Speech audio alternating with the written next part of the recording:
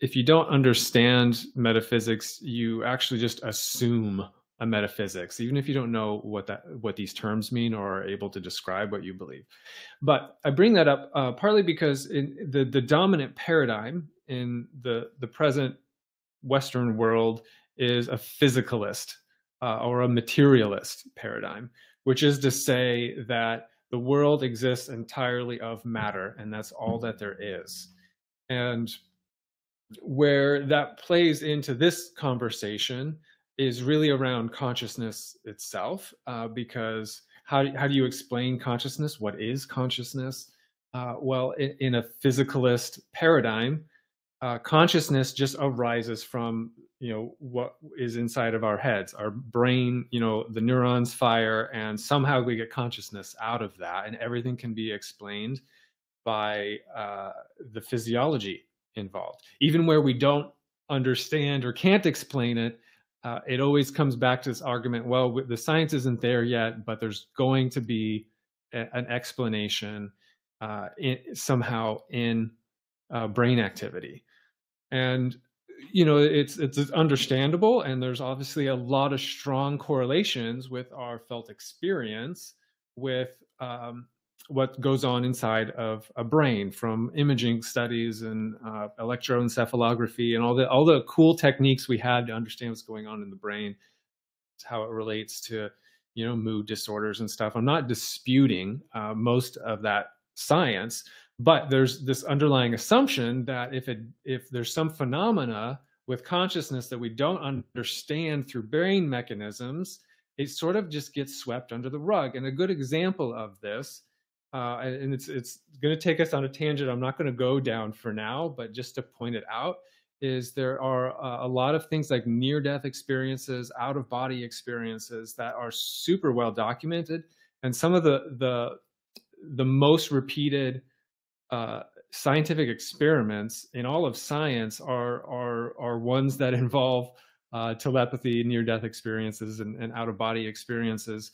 And they're sort of poo-pooed because we don't understand how these things work, how they could be possible, and they conflict with this physicalist paradigm of how we understand consciousness. And so we tend not to talk about those very much. And so the whole reason to bring all of this up, why are we talking about this in terms of naturopathy or psychedelics, is because we in naturopathic medicine, our first of our 6 principles, and really our core principle, is vis medicatrix naturae, right? The healing power of nature is usually how we translate that. But this idea of vis goes really all the way back to vitalism, which goes all the way back to the ancient Greeks. And they debated it. So it wasn't like a universal acceptance to say like the Greeks were vitalists. Not all of them, some of them were.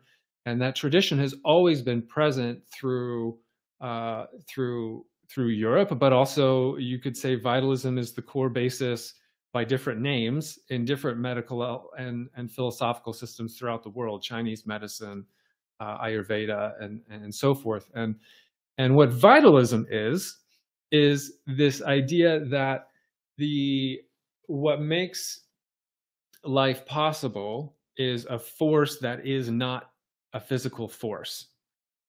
So that is to say, healing comes from the vis, this vital force that is essentially who we really are, and that's independent of our physiology.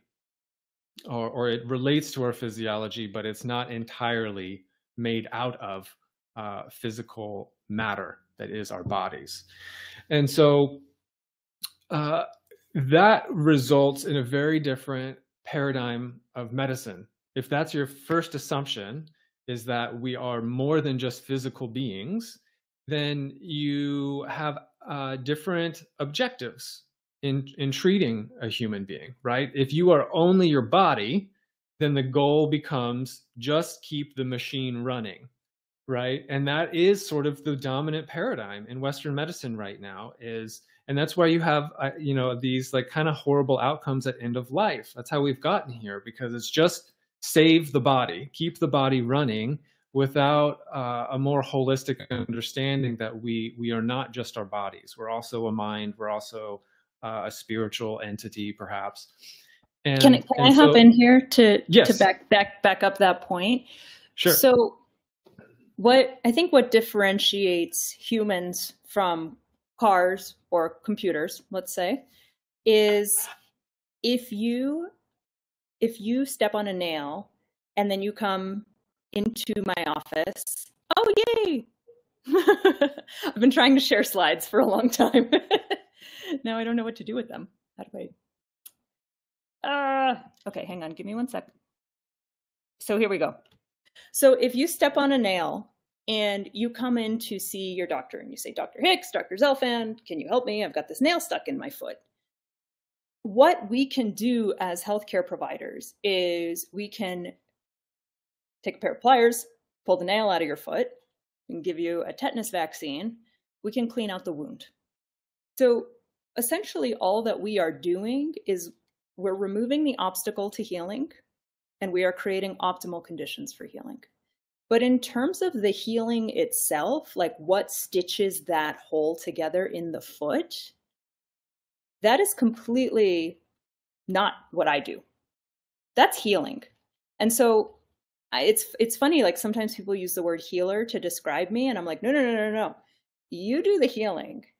And that's what makes you different than a car. That's what makes your body smarter than a Tesla, as smart as a Tesla is that there is that innate healing capacity vested within living organisms that is not vested in inanimate objects or intelligent inanimate objects.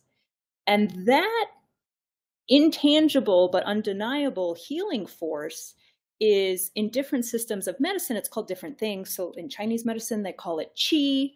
In Reiki, it's the qi, right? And in naturopathy, we call it the vis, or the vis medicatrix naturae. In Latin, that's just fancy for the healing power of nature.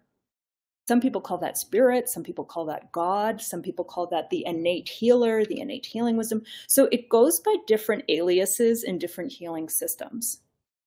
But one way there are many ways, and Matthew, I think we should jump to actually define what naturopathic medicine is in a moment, but one way in which naturopathic medicine, I think, really is quite different than many other healing modalities, including conventional medicine, is this stubborn to the point of being obnoxious commitment to alliance with the vis medicatrix naturae, of giving the organism the optimal conditions for it to heal itself. Sometimes that process is slower, sometimes it's faster. It entails a lot more buy-in and engagement on the behalf of the patient. So it's kind of the antithesis of the just give me a pill for this approach,